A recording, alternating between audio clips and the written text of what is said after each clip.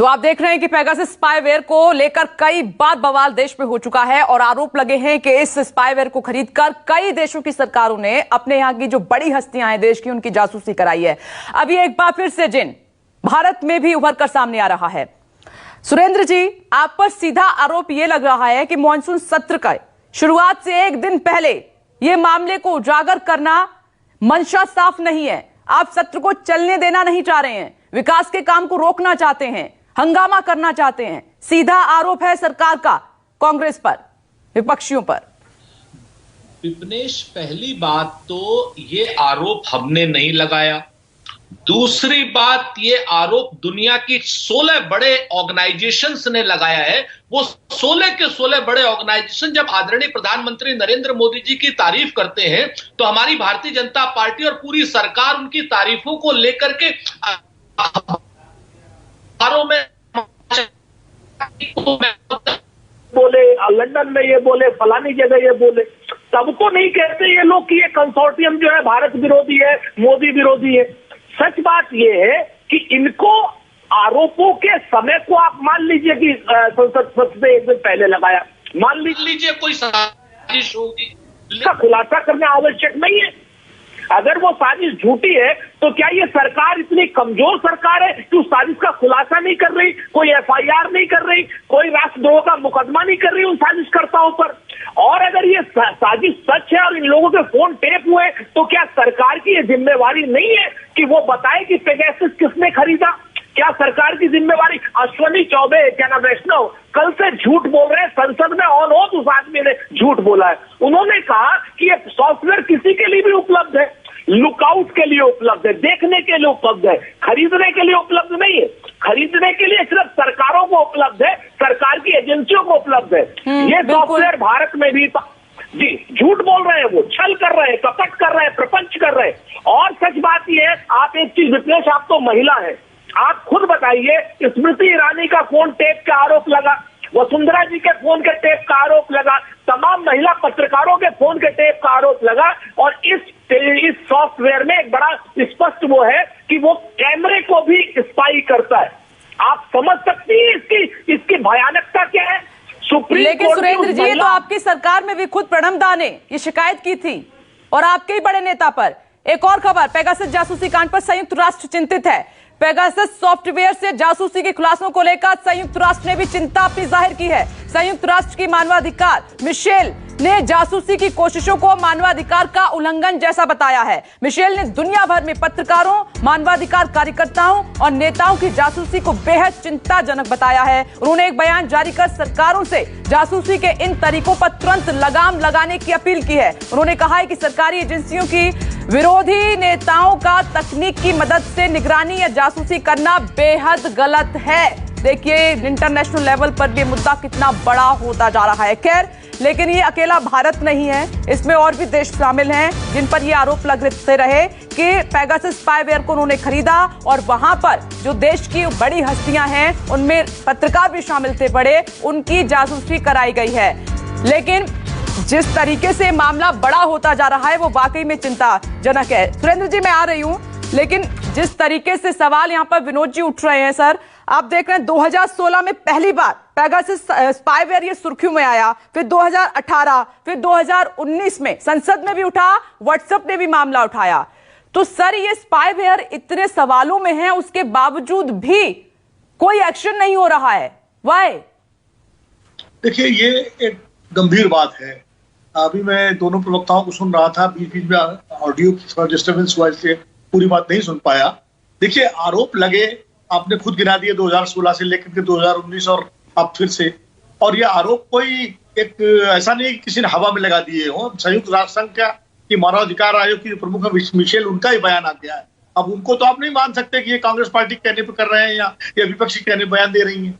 तो कम से कम सरकार को गंभीरता के साथ इस पूरे मामले की जांच करानी चाहिए। डिनायल मोड में जाने से काम नहीं चलेगा। पार्लियामेंट में बोफोर्स पे भी जब आरोप लगे थे तो तब तत्कालीन सरकार के प्रधानमंत्री तक ने कहा था कोई चोरी नहीं हुई, बाद में उस पर जांच हुई और कोर्ट तक मामला गया।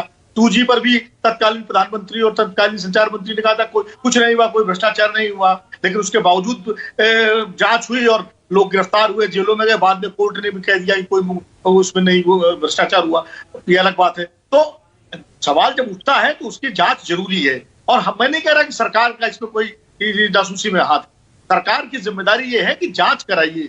अगर कहीं चोरी हो जाए तो पुलिस की जिम्मेदारी है जांच करना, ना कि पुलिस ये नहीं कहेगी चोरी हुई नहीं। अब दरोगा जी के पास आप जाइए कि चोरी हो गई, कहते नहीं हम तो एफआईआर नहीं लिखेंगे, चोरी नहीं हुई। उनका काम है सिपाही भेजे। सरकार तो ये कह रही है वो ग्रुप है जो मोदी सरकार को पसंद नहीं करता है, हमेशा उनके लिए मुश्किलें खड़ी करते रहा, तो इसमें हम क्यों अपना टाइम वेस्ट करें? हमें तो मालूम है कि ये लॉबी उनके विरोधी है। विनोद सर, ये सिर्फ ये कहने से काम नहीं चलेगा कि लॉबी विरोधी है। देखिए, जब ये 15 देशों के मीडिया संस्थानों ने मिल करके 15 मीडिया संस्थानों ने इसका इन्वेस्टिगेशन किया है और दिया है, बड़ी बड़ी अंतर्राष्ट्रीय संस्थाएं इस पर सवाल उठा रही हैं, तो एक सरकार के प्रति हमें पूरा भरोसा है। हमारे टेलीग्राफिक कानून है, हमारे अपने भारतीय संसद द्वारा पारित कानून है, हमें उन पर पूरा विश्वास है। सरकार को चाहिए कि जिसने जो भी इसके पीछे, अगर गलत खबर है तो उस पर कार्रवाई हो, अगर सही है तो जांच हो, तो जांच में से नहीं भागना चाहिए। चलिए, जांच से नहीं भागना चाहिए। विनोद सर कह रहे हैं कि जांच का सामना अब सरकार को करना चाहिए। जी सुरेंद्र जी कुछ कहना चाह रहे हैं? जांच करनी चाहिए, सरकार को जांच खुद करानी चाहिए। ठीक है, सुरेंद्र जी आप कुछ कहना चाह रहे हैं, बोलिए जल्दी से। मैं बहुत संक्षेप में 3-4 बातें कह रहा हूं। पहले मेरे सवाल का भी जवाब दीजिएगा सर। प्रणब दा ने भी यही शिकायत की थी और किसी और पर आरोप नहीं लगे थे, पी चिदंबरम थे सामने। मैं बिल्कुल आरोप लगे, जांच हुई ना उसकी, प्रणब दा भी उस जांच से संतुष्ट हुए और आरोप लगे। हमारे यहां तो इतनी हिम्मत थी कि प्रधानमंत्री को चिट्ठी लिखी जा सकती थी, आरोप लगाए जा सकते थे, तो आरोप की तुरंत जांच होनी शुरू हो गई थी। अब इनके यहां प्रहलाद पटेल का, उसका वसुंधरा राजे का और स्मृति ईरानी का, ये तो भारतीय जनता पार्टी के लोग हैं, संघ के लोग हैं। अगर इनके खिलाफ भी आप स्पाइंग कर रहे हैं, अगर ये देशद्रोही है या कुछ और भी चीजें हैं, तो कम से कम इनकी जांच तो होनी चाहिए कि नहीं होनी चाहिए। हमारे यहां तो आरोप लगे, लोकतांत्रिक तरीका था, हमने जांच कराई, उसके बाद प्रणब दा संतुष्ट हुए। सच बात यह है विपनेश जी, देखिए ये जो भारतीय जनता पार्टी के लोग हैं, शिवम भाई तो अच्छे इंसान हैं, लेकिन आप ये देखिए हमेशा डिनायल मोड में रहते हैं। आज होम मिनिस्टर है जो आदरणीय अमित शाह जी, क्या उन्हें इस्तीफा नहीं दे देना चाहिए? क्या उन्हें बर्खास्त नहीं कर देना चाहिए कि उनके कार्यकाल में ये बात हो रही है? नहीं सुरेंद्र जी, आरोप है, साबित नहीं हुआ है। आप इस्तीफे की मांग तो ऐसे कर रहे हैं जैसे साबित हो गया है। जांच पर फोकस होना चाहिए आपका, स्वतंत्र जांच की आप मांग कर रहे हैं और विनोद सर भी वही कह रहे हैं कि सरकार को जांच करा लेनी चाहिए।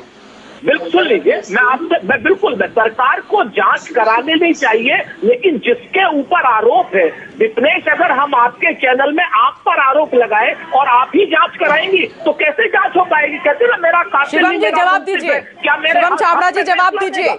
एक स्वतंत्र जांच की मांग उठ रही है बार-बार इस मामले में, तो गृह मंत्री को बर्खास्त करें। जवाब दीजिए शिवम जी। मैंने कहा ना, मैं सुरेंद्र जी बहुत पार्टी के वरिष्ठ प्रवक्ता हैं, मैं केवल एक छोटी सी बात ये कहना चाहता हूँ। अभी विनोद जी ने भी बहुत अच्छी तरह बात ये कही। देखिए, जांच से ना किसी को कोई कुरेज है ना कोई है, लेकिन जो आदमी आरोप लगा रहा है उसकी क्रेडिबिलिटी पे शक हो सकता है कि नहीं हो सकता है। उसकी क्रेडिबिलिटी पे प्रश्न चिन्ह लगा हुआ है, लगातार लगा हुआ, आज से नहीं लगा हुआ, पिछले कई वर्षों से लगा हुआ, इसमें कहीं कोई दो राय नहीं। NSA और पेगासस, तो 2 संस्थाओं की हम चर्चा कर रहे हैं, उन्होंने अपना मानहानि का दावा जो है वो वायर पे डाला है। अब आपने किस प्रकार से, कौन सी सूचियां आपने लेकर के आ गए, कौन से लोगों के नाम आपने डाल दिए, आपने कहा कि साहब सॉफ्टवेयर खरीदा है नहीं खरीदा है, क्या है क्या नहीं, तो कहीं ना कहीं कानूनी तौर पर किसको क्या करना है वो हम सब, उन सारे ऑप्शंस हमारे लिए खुले हैं और हम उस पर निश्चित रूप से काम कर रहे हैं, इसमें कहीं को दो राय नहीं है। लेकिन एक बात तय है, जो राइट टू प्राइवेसी हिंदुस्तान की सरकार हिंदुस्तान के लोगों के लिए सुनिश्चित कर रही है, उसके लिए हम प्रतिबद्ध हैं। लेकिन शिवम जी, अब सरकार की जिम्मेदारी ये बनती है कि मामला अभी से सुर्खियों में नहीं है। 2019 से व्हाट्सएप पे शिकायत कर चुका है, विपक्ष ने भी सदन में ये मामला उठाया था, और अब आप सोच रहे हैं लिस्ट छोटी नहीं है जिसमें आपके खुद मंत्री शामिल हैं, तो क्या ये वक्त नहीं है कि अब इसके एक स्पष्ट और स्वतंत्र जांच कराई जाए? देखिए, सच बात तो यह है कि राहुल गांधी जी भी इस देश के नागरिक हैं और हमारे मंत्री भी इस देश के नागरिक हैं, तो उनकी प्राइवेसी को इंश्योर करना भी हमारी जिम्मेदारी है, इसमें कहीं कोई शुबा नहीं है। मैं केवल एक बात कह रहा हूं कि भारत की सरकार ये सुनिश्चित करने के लिए प्रतिबद्ध है और हम सुनिश्चित करते हैं, लेकिन इस प्रकार के आरोप लगे हैं, हम लोगों को देखना होगा कि क्या हम उस ट्रैप में फंसते हैं। ये तो निश्चित रूप से कांग्रेस पार्टी के लिए तो एक मुद्दा बन गया, भाई मॉनसून सत्र चलना नहीं है, चलाने नहीं देना है, तो ठीक है जी, इस बात पे आज विषय कर लेते हैं। मैं फिर कह रहा हूं, प्राइवेसी का जिस सवाल है संस्था ने- शिवम जी, आप जिस भूल संस्था रहे हैं, का इसमें महिलाएं भी सॉफ्टवेयर शामिल हैं, महिला पत्रकार भी शामिल हैं। ये मुद्दा इतना आसान नहीं है और ये कहने देने से बात नहीं बनेगी। गंभीरता से सोचिए इस पर। और अगर इस तरीके से लंबी लिस्ट आई है सामने और यहां पर यूएन की मानवाधिकार प्रमुख ने भी सवाल उठाए हैं, तो फिर आपको कुछ करने की बहुत ज्यादा जरूरत है। अब देखते हैं कि सदन में इस मामले को कैसे उठाता है विपक्ष और सरकार की तरफ से कैसे जवाब इस पर आता है। वक्त की कमी है, आप सभी का बहुत बहुत शुक्रिया। चर्चा को यहीं विराम देना होगा। एक छोटा सा ब्रेक, फौरन लौट रहे हैं, देखते रहिए न्यूज़ 24।